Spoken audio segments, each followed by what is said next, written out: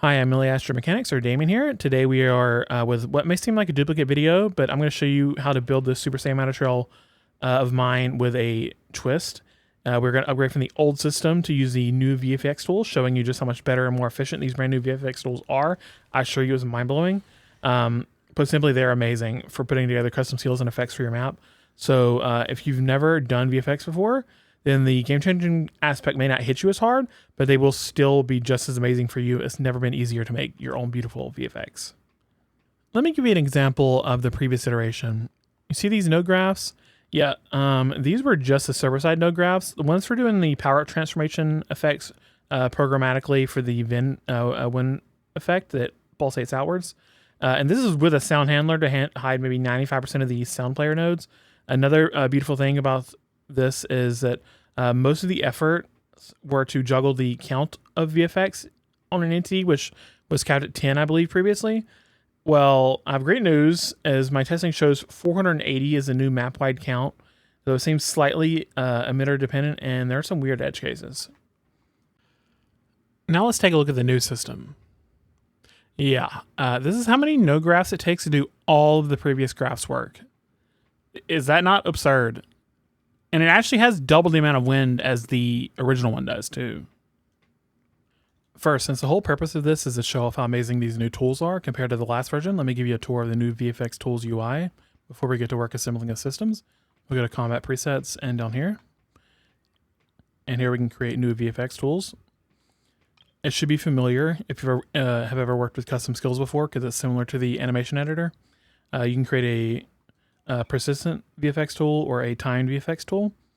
The major difference here is you can set a custom hard end duration for the timed ones, and at the end of the time all effects are killed, whether they are set to loop or not. Whereas with the persistent VFX, as long as an effect is running, it is not actively removed from the scene, or the entity is attached to dies or anything like that, then it will continue running infinitely. Timed VFX are great for really precise one-run timed VFX events, especially world VFX for scenes. Whereas, for example, with the Super Saiyan Mitachurl, we want him to glow forever after he is charged up. So we have a persistent VFX tool with the first few power-up effects that act normally, but the glow effect is set to playback forever. So he walks around with that glow. The problem with that is that when a skill ends, it will kill even persistent VFX attached to it. So, for example, if we use a skill to turn a Super Saiyan, but once it's over, the Mitachurl idles, you instantly lose the glow. So instead, we use nodes to mount the permanent glow part, which I will show you later. All right, let's go ahead and make a persistent VFX. We'll start off with that. We'll go to Learning.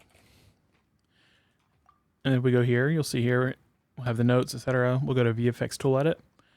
And so as you can tell, if you know animation editors, this is very familiar. Here you can control the scale of the timeline, this blue bar here. You can zoom in and out to get to like more precise numbers, like here. And this blue line here is the playback head, and you can grab it to drag it around the timeline. You can also create tracks here, which keeps the VFX tool events organized like a little folder. Let's quickly create a new track. We can do various actions such as renaming, muting, hiding, and deleting the track by right-clicking the names of each one. And if we right-click on the timeline on one of these tracks, you can see we can add events. Events range from VFX with particle emitters like explosions to models like spinning coins, swords. And then down here for warning effect, think of this as like the circular warnings that happen in some fights in Genshin, and these are heavily customizable. And here are sound effects, which are self-explanatory if you're used to these sound players. We will go through these one by one. All right, let's create some VFX real fast. Let's right-click the timeline here on the track, add event, special effects, and this is what's called a block. So let's move it to the beginning. And these little green dots here are the handles. You can use to change the length, increasing or decreasing it across the timeline. And over here, you see the settings whenever you click the particular VFX. So up here at the top, continuous playback. This makes it automatically go the entire length of the VFX tool. So for a persistent VFX tool, this means it will run infinitely as long as the persistent runs. But if you use a time tool and set it to continuous, it will only last as long as the total duration of that time tool, and then it will die. You can also set the duration here manually, so to like to 0.25. And here you can see the VFX. You can see now in the new version we have previews for everything, which is amazing.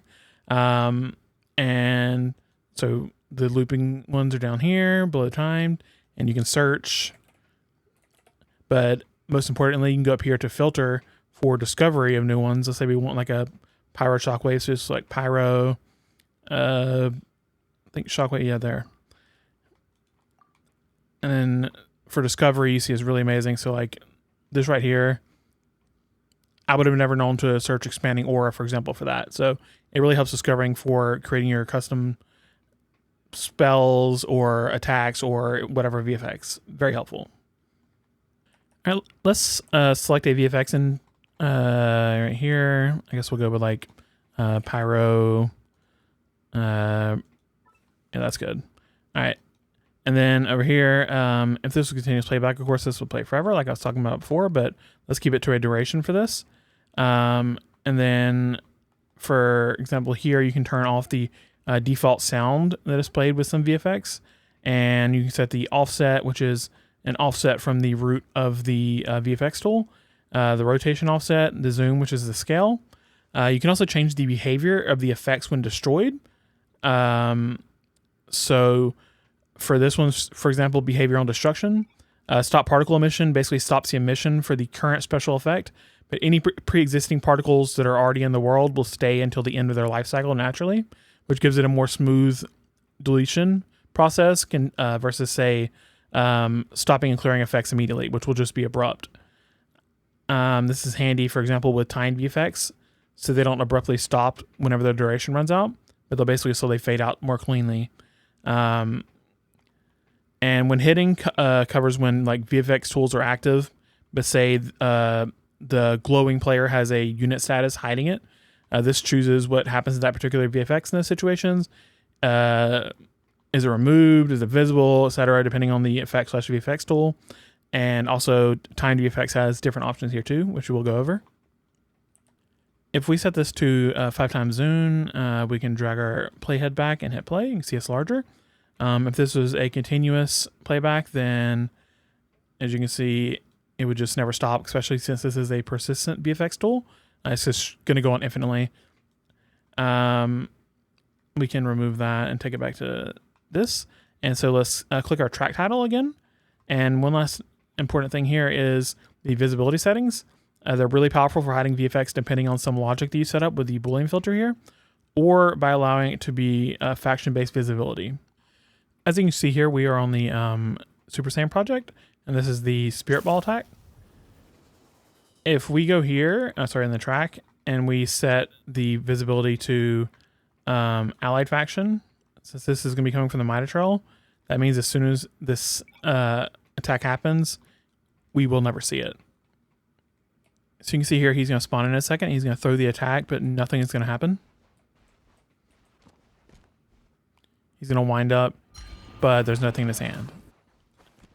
I'm still technically hit by a projectile that is being thrown, but there's no VFX attached to it because they're hidden. All right, now let's put our knowledge into practice.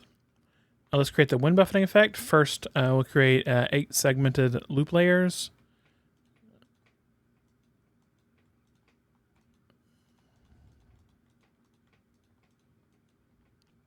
All right, let's start populating our 8 segments. So I'm just going to copy this.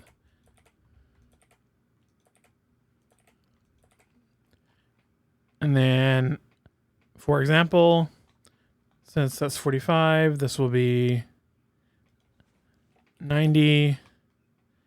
And the zoom will be 110.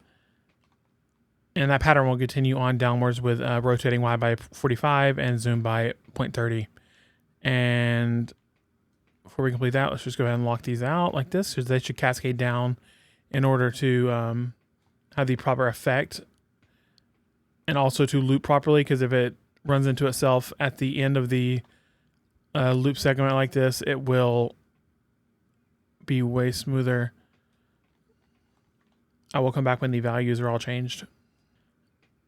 All right, now that I've incremented all the values, I'm going to give them all infinite loops. All right, and with that done, theoretically, the wind should work. Oh yeah, that's nice. And see, this used to be done with an entire gigantic node graph, a ton of processing time and effort. And now it's done all in here with the power of this tool. One other thing I wanted to cover is I just wanted to show you generally how these are shaped. So this is the Kamei attack. As you can see, it's literally just the halo, the trail, and the giant blue orb, which kind of gives it its general shape and mass. Now, we also have these sounds over here. And then whenever we cast to Kamehameha, see, it all just kind of comes together. Like right here, this is going to be the VFX. This is going to be the sound. You see, we make the VFX wait till he's got a little bit turned so we get some trail action visible. And then it starts. And then right there is when he would let it go towards the player. And that is when it calls this, which calls the client-side script, which calls the server-side script with the signal to create the prefab for the Kamehameha, which I will show in a second, and then launches that towards the player with a fixed motion device. And quickly, these are just the prefabs, and they're basically handmade local projectiles. They have on-hit detection. They have the SFX that plays whenever they're in the air, the motion device, and they have their own ability units. And they also have the VFX just set on the VFX player with the VFX tool because the second it spawns, it'll become the ball and then be able to roll out. And this is pretty much how everything works. The spirit ball as well. There aren't too many big node changes I want to cover, so I'm not going to go through everything because you can have the project file to go through. But it's pretty much identical to the previous video's project. But what I do want to show you is, if you remember from the previous video, this was like a 2 to 3 stage process right here. And now it's just one because everything is already being handled through the VFX stuff. And you can see it this replaces the dummy Kamehameha VFX and then activates the fixed point motion device towards the target that we get right here.